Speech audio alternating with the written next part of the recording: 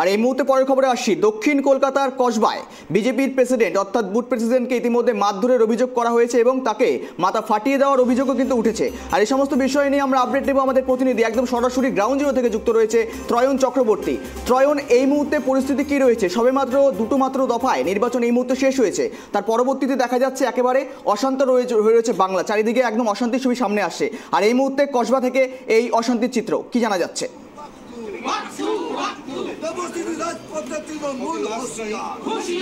দেখো, দক্ষিণ কলকাতার এই ঘটনা, কসবার দক্ষিণ কলকাতার বিজেপি প্রার্থী দেবশ্রী চৌধুরী তিনি এখানে উপস্থিত রয়েছেন এবং যাকে মারধর করা হয়েছে তার এই মুহূর্তে আনন্দপুর থানা ঘেরাও করছে।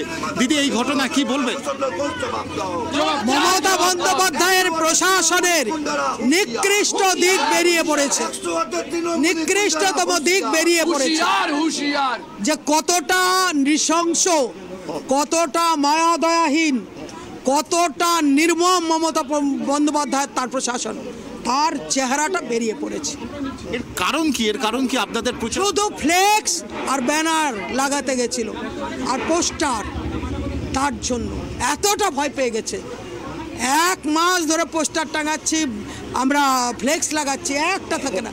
রাতে টাঙানো হয় 3টে পর্যন্ত, 4টা পর্যন্ত, সকালবেলা ক্লিয়ার, একটাও থাকে না, কেটে দেওয়া হয়। আপনাদেরকে এর আগেও ছবি দেখিয়েছি, ভবানীপুরে গিয়ে দেখিয়েছি, যোগবাজারে গিয়ে দেখিয়েছি, সব জায়গায় দেখিয়েছি। আর গতকাল রাত্রিবেলা এরা 11:30-12টার দিকে পোস্টার লাগাচ্ছিল। এরা এসে প্রথমে হুমকি দেয়, তারপর বেধড়ক মারতে থাকে। এটাই। আপনারা কতক্ষণ এই আন্দোলন চালাবেন? থানা ঘেরাও কতক্ষণ চালাবেন দিদি? থানা না, আমরা আশ্বাস পাবো ততক্ষণ আমরা থানা ঘেরাও চালাবো। সুতরাং গতকালের যে ঘটনা, সরস্বতী সরকার তাকে যে মারধরের ঘটনা, সেই মারধরের ঘটনা এই মুহূর্তে আনন্দপুর থানায় বিজেপি প্রার্থী তিনি নিজে এখানে আন্দোলন করছেন। পাশাপাশি সরস্বতী সরকার যাকে মারা হয়েছে তিনিও কিন্তু উপস্থিত রয়েছেন এবং যেটা তাদের মূলত বক্তব্য যে ব্যানার, ফেস্টুন, ফ্লেক্স এইগুলো লাগাতে দিচ্ছে না এবং সেই জায়গা থেকেই কিন্তু এই ধরনের ঘটনা। এবং 108 নম্বর ওয়ার্ডে তৃণমূলের যিনি কাউন্সিলর তার বিরুদ্ধেই কিন্তু তাদের মূলত অভিযোগ, এবং তাদের অভিযোগ যেটা যে বিজেপির প্রচার করতে না দেওয়ার জন্যই কিন্তু এই ধরনের ঘটনা তৃণমূল কংগ্রেসের তরফ থেকে ঘটানো হয়েছে। এবং এই মুহূর্তে আনন্দপুর থানার সামনে কিন্তু অবরোধ বা তাদের যে আন্দোলন, ঘেরাও কর্মসূচি, সেই ঘেরাও কর্মসূচি চালাচ্ছে বিজেপি প্রার্থীর নেতৃত্বে, দেবশ্রী চৌধুরীর নেতৃত্বে বিজেপি কর্মী সমর্থকেরা। গৌরব, একেবারে ত্রয়ন, কিন্তু এই ধরনের ঘটনা তো প্রথমবার নয়। ব্যানার, ফেস্টুন লাগাতে গিয়ে তো বারবার ঝামেলা সৃষ্টি হয়েছে। আর এই মুহূর্তে বলা যেতে পারে কসবাতে মণ্ডল সভাপতির মাথা ফাটিয়ে দেওয়ার অভিযোগ তৃণমূলের বিরুদ্ধে। আর সেক্ষেত্রে এই মুহূর্তে দাঁড়িয়ে সেখানে দেবশ্রী চৌধুরী, সেখানকার প্রার্থী অর্থাৎ দক্ষিণ কলকাতার প্রার্থী, সেখানে দাঁড়িয়ে থানা ঘেরাও করছেন, বিক্ষোভ করছেন। সেক্ষেত্রে পুলিশের তরফ থেকে কি জানা যাচ্ছে? পুলিশের তরফ থেকে কোনো বাইট এসেছে এখনো পর্যন্ত? কিছু জানা গিয়েছে?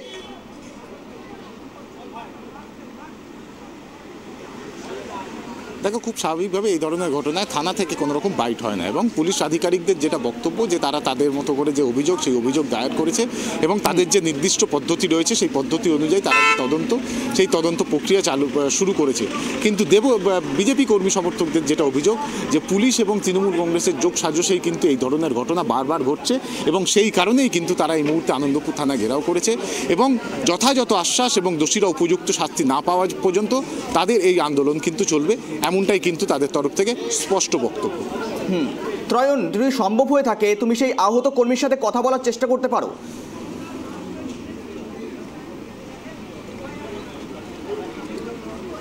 দেখো, এই মুহূর্তে তিনি একদম থানার ভেতরে রয়েছে এবং খুব স্বাভাবিকভাবে থানার ভেতরে থাকলে সেইভাবে কিন্তু সংবাদ মাধ্যমের সাথে কথা বলা সম্ভব হয় না। তবু আমাদের তরফ থেকে আমরা একবার চেষ্টা করব যদি তার সঙ্গে কথা বলা সম্ভব হয়।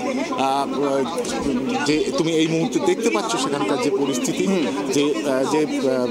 যে কর্মী, বিজেপির যে কর্মী মণ্ডল সভাপতি, তিনি যে আহত হয়েছেন তিনি কিন্তু একদম থানার ভেতরে রয়েছেন এবং তিনিও এই আন্দোলন কর্মসূচিতে অংশ নিয়েছেন এবং একদম বিজেপি প্রার্থী তার পাশেই কিন্তু তিনি এই মুহূর্তে রয়েছেন। ফলে খুব স্বাভাবিকভাবেই কিন্তু এই মুহূর্তে তিনি সেখান থেকে কথা বলার মতো অবস্থায় নেই বলা যেতে পারে এবং অনেকটাই তিনি আহত হয়েছেন এবং তিনি এই মুহূর্তে থানার ভেতরে তাদের যে আন্দোলন, তাদের যে কর্মসূচি, সেই কর্মসূচি তারা কিন্তু এই মুহূর্তে এখন পর্যন্ত চালিয়ে যাচ্ছে। যদিও তৃণমূল কংগ্রেসের তরফ থেকে কিন্তু এই সমস্ত অভিযোগ অস্বীকার করা হয়েছে এবং তাদের যেটা বক্তব্য যে এটা তৃণমূল কংগ্রেসের তরফ থেকে বিজেপির তরফ থেকে কিন্তু এটা রটনা হচ্ছে। এই ধরনের কোনো ঘটনার সঙ্গে তৃণমূল কংগ্রেস কিন্তু জড়িত নয়। একেবারে তো নয়, সমস্ত বিষয়ে নজর রাখো। তোমার কাছে আবার আসবো, তোমাকে অনেক ধন্যবাদ। ইতিমধ্যে জানালাম আপনাদের দক্ষিণ কসবা অর্থাৎ দক্ষিণ কলকাতার কসবাতে ইতিমধ্যে বলা যেতে পারে একেবারে বিজেপি কর্মীর অর্থাৎ বিজেপি মহিলা মণ্ডল সভাপতির মাথা ফাটিয়ে দেওয়ার অভিযোগ, আর অভিযোগের ভিত্তিতে দক্ষিণ কলকাতার ইতিমধ্যে বিজেপি প্রার্থী দেবশ্রী চৌধুরীর কিন্তু সহযোগিতাতে এবং দেবশ্রী চৌধুরীর নেতৃত্বে ইতিমধ্যে আনন্দপুর থানা ঘেরাও কর্মসূচি কিন্তু তারা করেছেন এবং তারা বলা যেতে পারে অবস্থান বিক্ষোভে তারা বসেছেন সেখানে, যতক্ষণ না পর্যন্ত তার আশ্বাস পাওয়া যাচ্ছে এবং দোষীদের গ্রেপ্তার না হচ্ছে ততক্ষণ তারা কিন্তু আন্দোলন চালিয়ে যাবেন। এমনটা কিন্তু জানালেন আমাদের প্রতিনিধি এবং তুলে ধরলেন আপনাদের সামনে এমনটাই।